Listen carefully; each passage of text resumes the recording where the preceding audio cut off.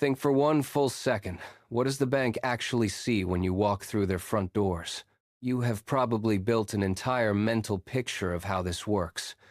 You might think they glance past you, then lock on to whatever signals you carry of wealth. Maybe they notice the large deposit you just brought in. Maybe they lean in a little closer when you pull out your phone to show the balance on your screen. You've probably heard the unspoken rule 100 times. The more money you have sitting in your accounts right now, the better treatment you'll get. You expect the loan officer's smile to get wider the bigger your savings balance is. You assume that if you walk in with hundreds of thousands in cash, you'll get whatever you ask for before you finish the sentence. This is the story we all absorb growing up. Money opens doors. More money opens more doors. Any banker will tell you they love customers with fat savings accounts. But this story is wrong. It's not just a little wrong. It's a complete misunderstanding of how the system actually works. What you think the bank cares about is not what they actually care about. And that misunderstanding is what keeps most people from ever building real wealth. Let me hit you with a fact that will upend everything you think you know about banking. In the eyes of a commercial bank, a freelancer with $200,000 sitting in cash is often considered a higher risk than a junior office clerk earning a steady $3,000 a month. Let that sink in for a second. Someone who has 6 full months of living expenses stacked in their savings account is riskier than someone who lives paycheck to paycheck with zero buffer for emergencies. It sounds absurd, right? You're probably asking how this can possibly be legal, let alone logical. How can a person with enough cash to buy a car outright be a worse bet than a person who can barely cover their rent each month? This is not a glitch in the system. This is not a mistake that some underwriter made on a Tuesday afternoon. This is the fundamental, unchanging truth of the modern financial hierarchy. The bank does not care about how much money you have in your account today. They will run every number through their algorithm, and they will land on this single, non-negotiable question. How predictable will your income be tomorrow? That is the only metric that moves the needle. Everything else is noise. Let me frame this in plain language, so you never forget how it works. Think of the bank's loan approval process like dating standards. Banks are cold, calculating machines with zero interest in adventure. They hate volatility, and they love control. They don't date for fun, for new experiences, or to help you chase your dreams. They only date for guaranteed consistent returns. Every other priority falls to the side. To a bank's risk assessment algorithm, a high-earning entrepreneur whose income swings like a roller coaster is a nightmare. One quarter they pull in $50,000. The next quarter they make nothing. That kind of up and down swing keeps risk managers up at 2 a.m., staring at spreadsheets and adjusting risk scores. But a government employee or a corporate worker with a steady, boring salary that never jumps or drops, that person is a hero. That's the person the bank wants to marry. Why? Because you are predictable. When the bank sees that same consistent direct deposit hit your account every single month, they don't see a person working 40 hours a week. They see a high-yield, low-risk bond that will pay them every month for 30 years. Your Social Security records and your monthly salary slips aren't just receipts of the work you did. They are a signal to the entire financial world that you are a safe asset. While you're standing at your kitchen table complaining about the taxes getting deducted from your paycheck, the wealthy are leaning in and looking at those exact same records as the ultimate collateral. They already know the game that most people never even bother to learn. Numbers don't lie, so let's run through the actual numbers right now so you can see this power with your own eyes. Suppose you earn $4,000 a month after taxes, deposited into your account like clockwork. To most people, that number is just a starting point for monthly budgeting. You pay your rent, you cover your groceries and your car insurance. You set aside a little for a dinner out or a weekend trip at the end of the month. After all those bills are paid, you might tuck $1,000 into a high-yield savings account and call that being responsible. That's what every personal finance influencer tells you to do, right? Cut back on the lattes, stop ordering takeout, and save your way to wealth. But in the world of leverage, that same steady $4,000 paycheck is actually a key that unlocks a $1 million vault. With that consistent income on your credit report, you can walk into any bank and qualify for a 30-year mortgage at an interest rate of 3% or 4%. Let's do the math on the savings approach first. How long would it take you to save $1 million by skipping lattes and cutting takeout? At $1,000 a month in savings, it would take you over 80 years. Most people don't even live 80 years after they start working.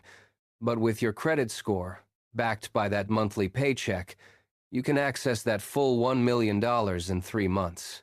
That's not a typo. 3 months. Your paycheck is not a limit on what you can build. It is a button that starts a fully legal money-printing machine. You aren't just an employee trading time for money. You are a walking, talking credit instrument with more power than you ever imagined. The problem is that 99% of people who hold this power use it for the exact wrong things. They waste the superpower that their steady paycheck gave them on purchases that destroy wealth instead of building it. They pull out their new credit card, or take out a low-interest personal loan backed by their steady income to buy things that bleed money every single month. They buy a brand new car that loses 20% of its value the moment they drive it off the dealer's lot. They take a fancy 2-week vacation that costs more than their annual savings, and the memory fades long before the final loan payment. They upgrade their phone every year, buy the latest designer gadgets, and fill their closet with new clothes that never get worn. All of this gets charged to credit cards, or rolled into loans that they pay off for years. That is what I call bad debt. Bad debt does one thing, and one thing only. It takes money out of your pocket every single month, and it never puts anything back. It never grows in value. It never generates a dollar of income for you. It just costs you money, month after month, year after year, while you wait for it to finally be paid off.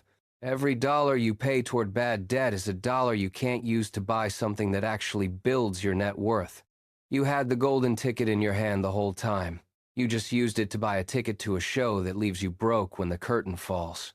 Now let's talk about good debt. The exact playbook the top 1% use to turn your credit superpower into lasting wealth. Good debt is using the bank's cheap, long-term capital to buy things the world needs. Assets that pay you every single month just for owning them. Let me walk you through a real, actionable example you can copy this year. Imagine you use that $1 million bank loan you qualified for to buy a small duplex in a neighborhood with high rental demand. The property appraises for $1.2 million. You put 20% down, and your total monthly mortgage payment at 3.5% interest comes out to $4,500. Now you rent both units out, $2,500 a month each. That adds up to $5,000 a month in total rental income. Your mortgage, taxes, and insurance all add up to $4,500. That leaves you $500 in positive cash flow, free and clear, every single month from day one. Let that sink in. The rental yield on the property is 5%, and your mortgage interest is only 3.5%. That means your tenant is literally paying off your entire $1 million mortgage for you. Every single month, they chip away at your loan principal. You walk away with extra cash in your pocket, and you don't have to do a single hour of extra work. This isn't some get-rich-quick trick. It's called financial arbitrage. You borrow the bank's money to buy an asset that grows in value over time, while someone else does all the work to pay it back. In 30 years, you own the property free and clear, and it will almost certainly be worth 2 or 3 times what you paid for it. This is the exact playbook the top 1% use to expand their empires, while the middle class is told to save every penny for a rainy day. Now that you've seen how the 1% actually play the game, We need to tear up the old rulebook and start over with the biggest lie most people ever believe. We need to completely redefine what a job actually is. The lie they teach you in high school, the one everyone just accepts without question, is this. A job is a place where you go to trade 40 hours of your time every week for a paycheck. That's what you're taught to believe. And that's a complete, deliberate lie. The real definition of a job is this. A job is a financial shield. It is a fortress that protects you from short-term market fluctuations, and it gives you the ammunition you need to play the long game of building wealth.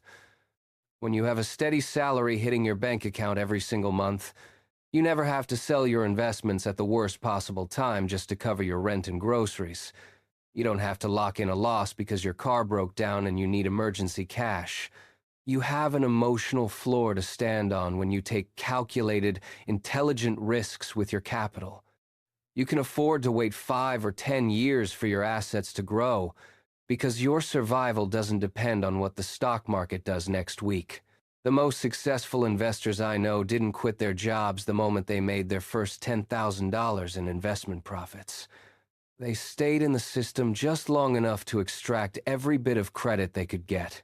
They used their corporate titles to walk into the bank and walked out with all the capital they needed to buy their long-term freedom. So that's the framework. Now let's get concrete. How do you actually execute this in your own life, step by step, starting today? Step 1. Stop viewing your employer as your master and start viewing them as your credit sponsor.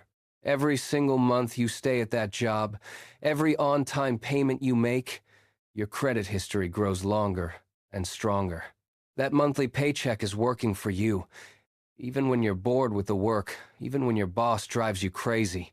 You're not just trading time for money, you're building the kind of credit credibility that no amount of cash savings can buy, and the bank can't ignore it. Step 2. Protect your credit like it's your life, because it is. Pay all your bills on time, every single time. Keep your debt-to-income ratio as low as you possibly can. Don't open 5 new credit cards in a single year. Study the bank's rulebook and learn how they calculate your score better than they do. A 100-point jump in your credit score can save you hundreds of thousands of dollars in interest over the course of your lifetime. That's not a rounding error, that's a down payment on an investment property all by itself. The world is not a fair place. It is a precision-engineered machine designed to reward those who understand the hidden rules of credit and punish those who don't. The credit class is real, and you don't need a 7-figure annual income to get through the door. The entry fee is simply a steady paycheck and a small amount of deliberate financial intelligence. Don't let your ego trick you into believing that being your own boss is the only path to real success. For most people starting out, the smartest move is to remain a top-secret agent inside a large corporation. You stay inside the system, silently building your own wealth empire using the company's existing credibility. You stay long enough to lock in your credit history, build your asset base, and let your purchased assets grow year after year. Once your passive income from those assets exceeds your monthly salary, leaving isn't just quitting your job, it's a victory lap. You won the game that most people don't even know is being played. Credit is the bridge between the life you have right now and the life you want to build. If you are sitting on a steady paycheck this very minute, reading this, you are sitting on a gold mine. It's right under your nose. And 99% of people never even see it. Most people spend their whole lives digging for pennies, one small scoop at a time, never realizing what they're actually standing on top of. The question is this: are you going to keep digging for pennies one scoop at a time, or are you going to use that mine as collateral to buy the whole mountain? If this deep dive into the hidden credit code changed your perspective, hit the like button and subscribe for more no BS financial content that cuts through the noise. I want to know, what's your credit strategy for 2026? Are you ready to stop saving every penny and start leveraging the power you already hold? Leave a comment below and let's get to work. I'll see you in the next one.